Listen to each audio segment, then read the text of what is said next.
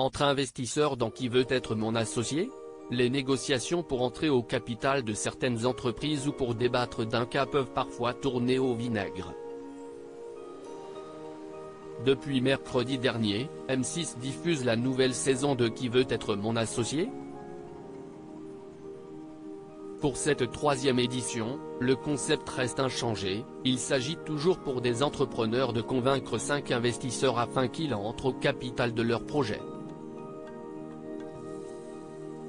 Mais les négociations ou prises de position peuvent parfois tourner au vinaigre, comme l'admet Jean-Pierre Nadir, qui s'est vivement écharpé avec son confrère Anthony Bourbon la saison dernière.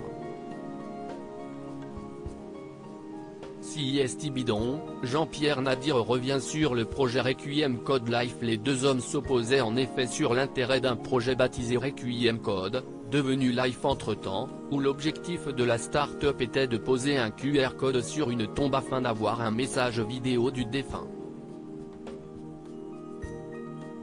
À l'époque, Jean-Pierre Nadir reprochait à Anthony Bourbon de ne penser qu'au business, provoquant une vive passe d'armes entre les deux hommes une fois le candidat passé. Dans votre exemple, CIST plutôt moi qui ai le lead sans vouloir me donner le beau rôle, explique-t-il amusé au micro de Sud Radio. Ça a été un moment d'échange un peu viril, mais pour le coup très respectueux.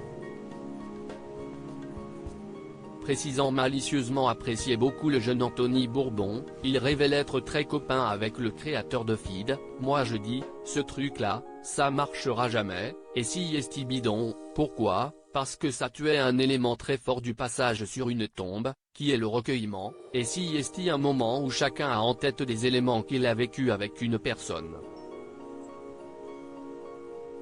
Précisant que lorsqu'il va sur la tombe de sa mère, j'ai aucune envie d'avoir une vidéo. Il aura eu raison puisque le projet a depuis complètement changé de forme, comme nous vous l'indiquions il y a quelques jours. Jean-Pierre Nadir d'abord pas convaincu par Qui veut être mon associé?